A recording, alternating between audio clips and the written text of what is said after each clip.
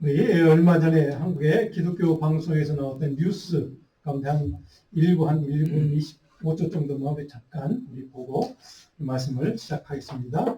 우리 잠깐 볼까요? 우리 사회가 한국교회를 어떻게 보고 있는지를 확인할 수 있는 지표가 또 나왔습니다. 비개신교인의 한국교회에 대한 호감도가 어느 정도인지 설문조사 결과가 나왔는데 14%대에 불과했습니다. 다른 종교에도 긍정적인 관심이 없을까 봤는데 불교, 천주교는 50% 안팎의 호감도가 나왔습니다. 이유가 뭘까요? 천수연 기자가 보도합니다. 비개신교인 1,094명에게 종교에 대한 호감도를 물었습니다. 14.3%만 개신교에 호감이 있다고 답했습니다. 불교 52.9%, 천주교 48.5%, 원불교 17.9%에 이어서 네 번째입니다. 종교인에 대한 호감도는 이보다 조금 더 낮은 13%, 이 또한 종교에 대한 호감도와 비슷했습니다. 교회에 대한 신뢰도도 물었습니다. 비개신교인 10명 가운데 6명은 교회의 신뢰도가 낮은 편이라고 답했습니다. 신뢰도가 높은 편으로 생각하는 응답자는 27%에 불과했습니다. 개신교인들조차 교회의 사회적 신뢰도가 낮다고 인식한 응답자가 더 많았습니다. 개신교 신뢰도가 낮은 이유를 물었는데 개신교인들은 부패를 1순위로 꼽았습니다. 이어 사회적 책임 결여, 지나친 전도, 독선, 차별과 혐오 발언 순으로 나타났습니다. 반면 비개신교인들은 지나친 전도를 가장 많이 지적했습니다. 차별과 혐오 발언도 세 번째로 조사되는 등 개신교인의 인식과는 차이를 보였습니다. 우리가 우천당 불신지옥으로 상징되는 여러분들이 지금 이거 보시면서 어떤 생각이 드십니까? 물론 저게 다 맞다고는 할 수는 없죠. 우리 한국 사회 이제 조사이긴 하지만 우리 이민교회도 뭐 별반 크게 뭐 다르지 조금은 낫지 않을까 생각은 하지만 별 이렇게 다르지는 않을 것 같습니다. 자, 이런 평가를 받고 있는 교회나 크리스찬들로서 우리가 살아가는데 특별히 미국 땅이라고 하는 이 조지아라고 하는 이 지역에 우리가 신앙생활하며 살아가는데 올 한 해 동안 우리가 저런 평가를 받는 교회나 크리스찬들에 대한 세상 사람들의 시각, 그분들의 우리에 대한 평가, 물론 그것도 중요하지만 하나님이 우리를 어떻게 바라보시는가, 우리를 어떻게 평가하시는가 이런 걸 생각하면서 우리가 앞으로 히브리서 말씀을 좀 같이 나누려고 합니다. 우리가 하나님의 사람으로 하나님의 말씀을 따르는 사람으로 우리가 크리스찬으로 살아가는 우리에게 저런 부정적인 평가, 부정적인 시각을 우리는 어떻게 극복할 수 있을 것인가. 그 극복을 위해서는 우리는 어떻게 세상 사람들에게도 또 호감이 있는 그러한 좀 매력적인 교회, 크리스찬으로 우리는 우리 스스로를, 우리 교회를 바꿀 수는 없을까. 이런 부정적인 신뢰도를 우리는 높일 수 있는 신앙생활은 어떻게 가능할까. 뭐 이런 관점으로 앞으로 히브리서를 좀 살펴보려고 합니다. 여러분이 아마 히브리서를 좋아하시는 분도 있을 텐데 자주 읽으신 분들은 다 아시겠지만 히브리서는 뭐 여러 가지 그 시대적인 배경이나 뭐 저자나 중심 메시지는 뭐 그렇게 어렵진 않습니다. 시대 배경은 히랍 로마 시대, 특별히 로마 황제 가장 강력했던 종교 탄압, 기독교 탄압, 신앙적인 어려움, 고난 때, 바로 그런 때에 디아스포라 유대인들이 경험했던 그런 어려운 문제들을 겪는 그런 성도들을 위해서 쓴 서신이기도 합니다.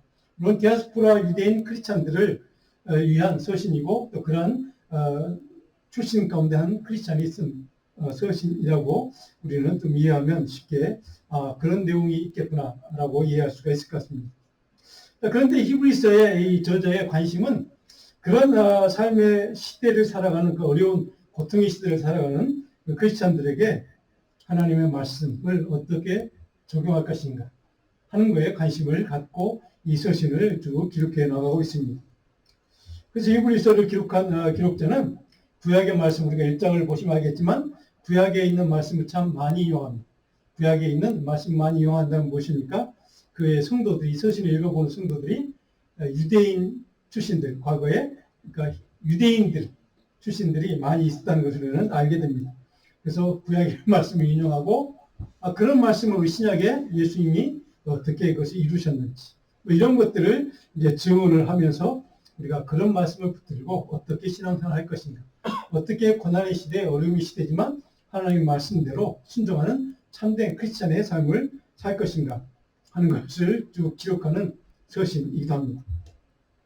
자, 그런데 중요한 것은 히브리서를 시작하면서 1장에 보시면 오늘 본문의 내용은 뭐냐면 핵심 주제가 그리스도가 누구인가, 그리스도란 그러니까 우리 신학적인 용어로는 기독론이라고 하는데 그리스도는 어떤 분인가를 먼저 설명합니다. 그러니까 예수 그리스도가 어떤 분이기에부터 시작해서 그분이 말씀하신 또 그분에 관한 구약의 예언의 말씀 이런 것들 쭉 설명하면서 그런 분을 우리는 믿어. 그런 분이 우리의 주님이야. 그런 분이 우리의 구원자야. 우리의 메시아야.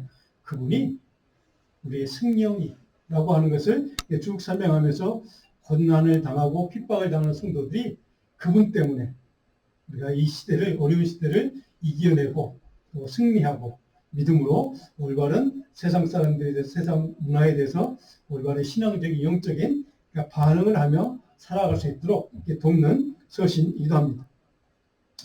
그런 말씀을 통해 히브리서 기자는 그런 시대에 그런 어려운 시대를 살아가는 성도들이 꼭 붙잡아야 될 성경적인 가치, 말씀의 가장 중요한 영적인 교훈 이런 것들을 이제 우리에게 가르쳐주는 내용을 쭉 기록하고 있습니다.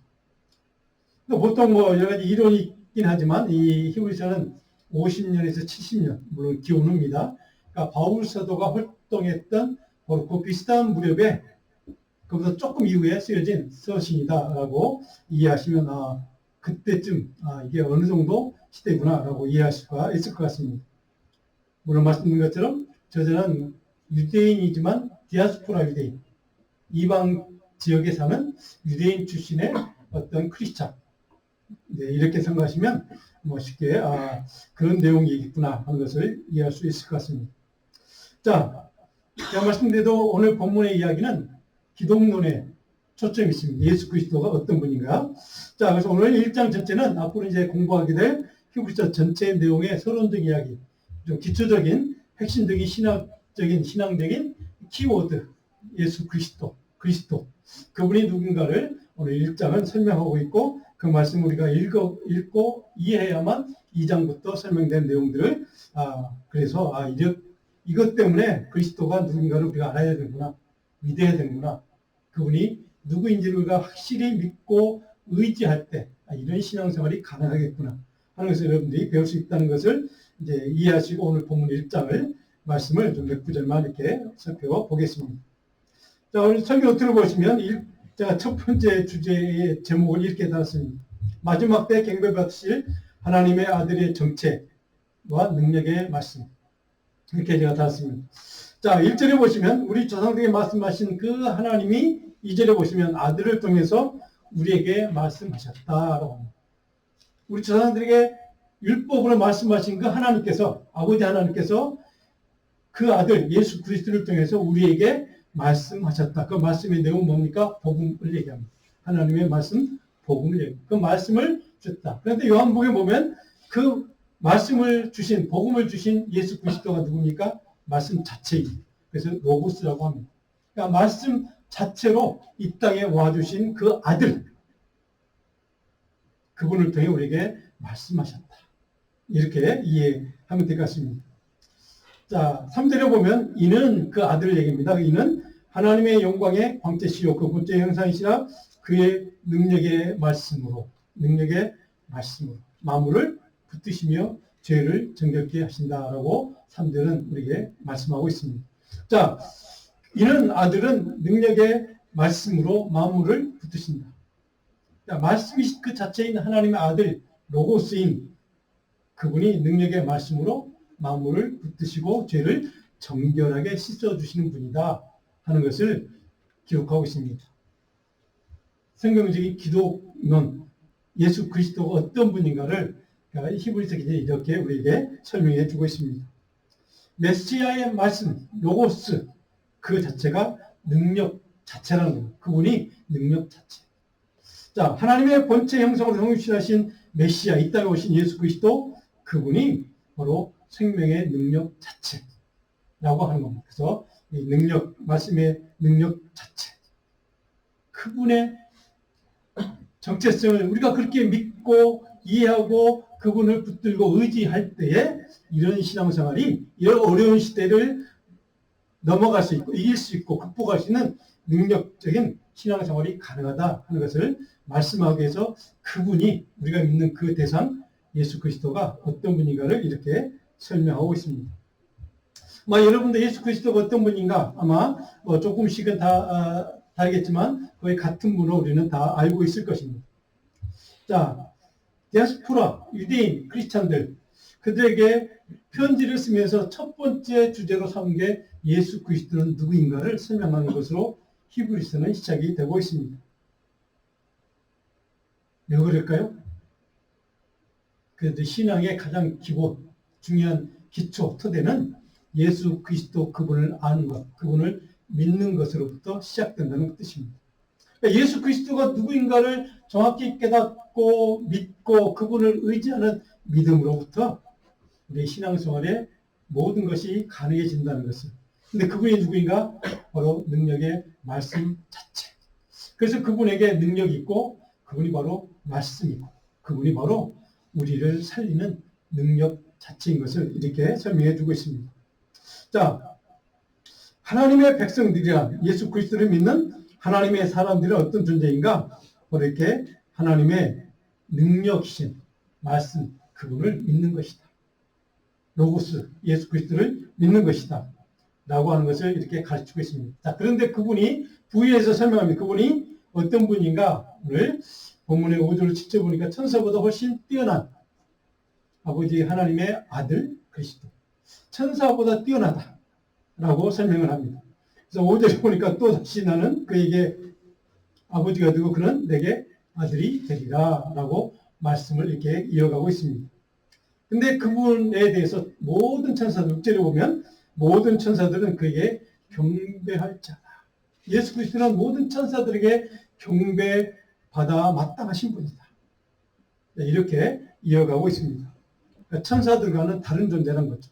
천사들과는 다른 별개의 존재. 모든 천사들이 경배해야만 되는 존재. 천사들에게 경배받으실 존재. 그분을 바로 하나님의 아들 메시아 그리스도라고 이렇게 설명하고 있습니다. 오늘 8절로 9절에 보면 우리가 오늘 읽었던 말씀 8절과 9절에 보면 두 번째로 그분은 어떤 존재인가? 불법, 죄를 미워하고 공의를 사랑하시는 그리스도다. 불법, 악한 것, 죄를 미워하시고 그리고 공의는 사랑하시는 하나님의 의로움을 사랑하시는 분. 이렇게 설명합니다. 그래서 8절 보니까 아들에 관하여는 9절에 주께서 의를 사랑하시고 불법을 미워하셨습니다. 이렇게 그분에 대해서 점점점 이렇게 하나하나 이렇게 중요한 것들을 설명해 나갑니다. 세 번째로 10절로 12절에 보니까 그분은 어떤 분인가? 영원하신 존재. 영원하신 분. 그래서 11절에 보니까 오직 주는 영존할 것이요. 12절에 주는 연대가 다음이 없고 끝이 없다는 거죠. 알파와 오메가 되시는 분이라는 뜻입니다. 한마디로. 그래서 그분은 이런 존재야. 라고 하는 것을 이렇게 우리에게 가르쳐 주고 있습니다. 자, 그렇다면 이 그리스도에 대해서 우리가 이렇게 믿을 때 그 그리스도를 우리가 이렇게 신뢰하고 그분을 의지할 때 그분은 우리 성도들을 어떻게 도우시는가? 어떤 방법을 통해 도우시는가? 제가 오늘 설교는 때 크게 2번을 다뤄왔습니다. 구원받을 상속자, 하나님의 자녀, 저와 여러분들 뜻합니다. 하나님의 백성들을 섬기는 영을 보내주신다. 섬기는 영을 보내주시는 그리스도라는 것을 설명합니다. 자, 우리를 돕는 영, 하나님의 영을 보내주시는 그리스도. 자, 14절에 보시면 모든 천사들은 섬기는 영으로서 구원받을 상속자들을 위하여 섬기라고 보내심을 받은 존재다. 자, 예수 그리스도 그분은 누구인가? 하나님의 아들이고 모든 천사들보다 뛰어난 분이고 모든 천사들의 경배를 받을 분인데 그분이 그 천사들을 우리를 섬기는 영으로 보내신다 한 것을 이렇게 설명합니다. 능력의 말씀이신 그분이 천사들을 보내서 저와 여러분들을 돕는 하나님의 영으로 우리를 섬기도록 이렇게 하신다 하는 것을 설명합니다. 이 말씀이 14절 이 말씀이 중요한 이유는 앞으로 계속 이어질 히브리서 전체 내용의 핵심적인 하나님의 백성들을 향한 하나님의 도우심의 방법이 어떤 것인가를 이렇게 설명하고 있는 겁니다. 그래서 이 성령의 능력으로 말씀의 권능으로 우리를 도우시는 그리스도 그분을 믿을 때 그분을 의지할 때 그 모든 것들이 가능해진다는 것을 이렇게 설명해 주고 있습니다.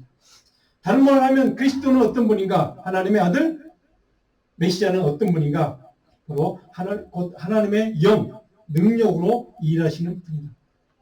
그리고 하나님 아버지는 우리를 위해서 그 아들을 구원자로 보내셨을 뿐만 아니라 그 영 성령을 하나님의 구원받은 백성들 위해서 보내주시는 바로 섬기도록 보내주시는 그분이 하나님 메시아 예수 그리스도 그분이라는 것을 이렇게 말씀하고 있습니다.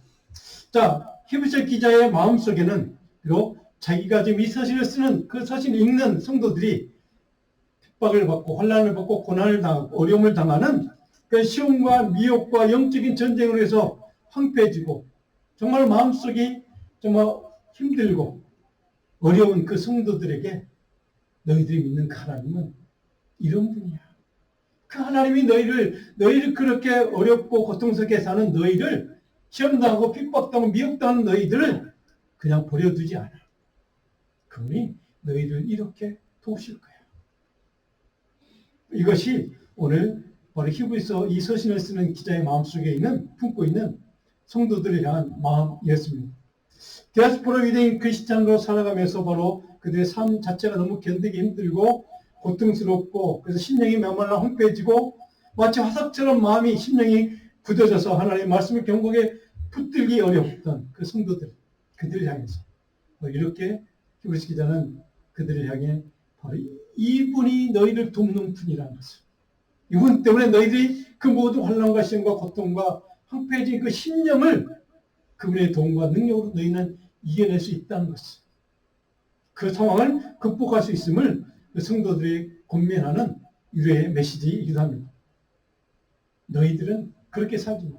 너희들의 심령은 지금 그런 상태이지만 하나님께서는 아버지 하나님께 그 아들 메시아를 통해서 이렇게 너희를 도우실 거예요. 말씀의 능력으로 너희를 돕고 너희를 풍성하게 하고 하나님의 새 영과 새 능력에 그 하나님의 새 영으로 하나님의 능력으로 너희를 도우실 거야. 라고 하는 이 유래의 메시지를 그 성도들에게 좀 주고 싶은 그 마음.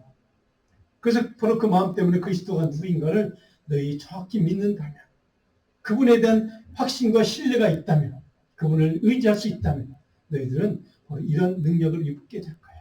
라고 하는 말씀을 선포하고 있습니다. 자, 오늘 여러분이 잘 아는 말씀 하나님의 성령, 하나님의 능력을 통해서 그들을 돕는 역사를 앞으로 계속 볼 텐데 바로 오늘 첫 번째 히브리서 말씀을 시작하면서 에스겔서 말씀 두 군데를 여러분과 함께 좀 읽어보려고 합니다. 우리 11장 19절 말씀 같이 읽어볼까요? 내가 그들에게 한 마음을 주고 그 속에 새 영을 주며 그 몸에서 돌 같은 마음을 제거하고 철처럼 부드러운 마음을 주어. 아멘. 자, 30장 26절 20절 같이 읽습니다. 또 새 영을 너희 속에 두고 새 마음을 너희에게 주되 너희 집에서 굳은 마음을 제거하고 부드러운 마음을 줄 것이며 또 내 영을 너희 속에 두어 너희로 내 일을 행하리니 너희가 내 길을 지켜 행할지라. 하나님의 새 영, 하나님의 능력의 원천, 하나님의 권능을 너희에게 심어줄 것이다. 너희에게 부어줄 것이다. 너희에게 채워줄 것이다. 그 능력이 있으면 너희들은 그 모든 지금 살아가고 있는 삶에서 경험하고 있는 어려운 시험과 고난과 핍박을 이겨낼 수 있을 거야 라고 하는 메시지를 바로 우리는 이 에스겔서를 통해서도 우리는 깨닫게 됩니다. 백성들의 마음속에 하나님의 새 영을 주겠다고 약속했던 에스겔 선지자의 약속의 메시지. 오늘 히브리서 기자는 그리스도, 메시아, 그분을 우리에게 보내시는 천사 하나님의 영을 통해서 말씀이신 그분의 능력을 통해서 우리를 그렇게 도우시겠다는 약속을, 언약을 지금 성도들에게 하시는 말씀입니다. 오늘 이 말씀을 통해 저와 여러분들의 마음속에도 혹시 우리 마음속에 한 해를 시작하는 이 시점에 마음에 어려움이 있고 마음에 좀 메말라지고 영적으로 좀 황폐해지고 피폐해진 그러한 심령이, 그러한 영혼이 있다면 오늘 이 말씀을 좀 기억했으면 좋겠습니다. 하나님의 새 영과 새 능력과 새 하나님의 능력의 말씀을 통해 저와 여러분에게 우리를 위로하시고 우리를 도우시고 우리를 인도하시는 하나님의 능력. 그래서 오늘 저와 여러분들에게 풍성하게 채워주시기를 주님의 이름으로 축원드립니다. 오늘 이 말씀을 생각하면서 우리가 구원에 대해서, 그리스도에 대해서 우리가 다시 한번 말씀을 통해, 히브리서를 통해 다시 한번 좀 생각했으면 좋겠습니다. 이 기독론적인 시각에서 히브리서 기자는 성도들에게 이 세상을 살아가는 동안 재림하실 주님, 다시 오실 그 주님, 하나님의 아들을 통해서 영원히 구원의 때를 기다리는 우리 성도들, 저와 여러분들에게 어떻게 이 시대를 살아갈 것인가. 그분이 다시 오시는 그때, 바로 그 중간의 시대를 살아가는 우리들에게 어떤 신앙생활을 하기를 주님은 원하시고 우리를 어떻게 도우시기를 원하시는가 하는 것을 이 말씀을 통해 우리는 깨달을 수 있습니다. 이런 영적인 관점에서 히브리서 기자는 하나님이 주신 약속대로 이 땅에 육신을 보신 예수 그리스도의 오심을 통해 우리를 구원의 백성으로 삼아주신 그 구원자를 통해 우리를 구원받은 하나님의 자녀로 이미 구원의 백성으로 삼아주신 그 하나님께서 그분이 다시 오실 그때까지 그분이 다시 오심을 기다리는 이 순간, 이 시대를 우리의 삶의 이 시간을 어떻게 살아갈 것인지, 어떤 믿음의 태도, 어떤 영적인 가치로, 어떤 성경적인 그런 기준을 가지고 말씀을 붙들고 어떻게, 무엇으로 살아갈 것인지 우리가 말씀하는 이 이야기를 통해서 우리 저와 여러분들에게 하나님의 크신 은혜와 지혜와 능력을 히브리서 통해서 깨달았으면 좋겠습니다. 우리는 그분이 다시 오실 그때를 소망하며 여전히 기다리는 중에 있습니다. 이미 오신 예수 그리스도, 앞으로 오실 예수 그리스도, 그분, 재림하실 그분이 다시 오실 그때까지 중간길을 살아가는 저와 여러분들에게 하나님의 말씀, 성령의 능력을 통해 어떻게 하나님의 백성답게, 하나님의 자녀답게 살아갈 것인가.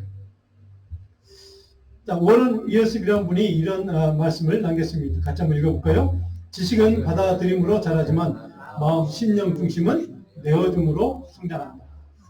저는 이 말씀을, 이 글을 읽으면서 여러 가지를 생각하게 되었습니다.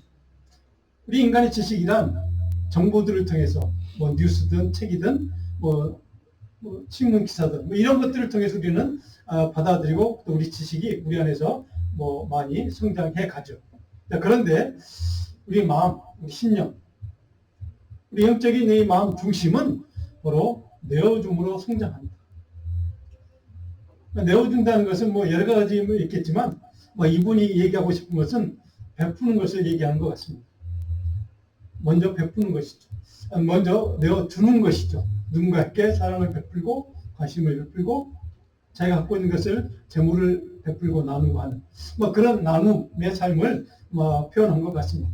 자, 근데 그렇게 해야 우리 신령 중심은 성장한다는 겁니다. 자란다는 것이죠.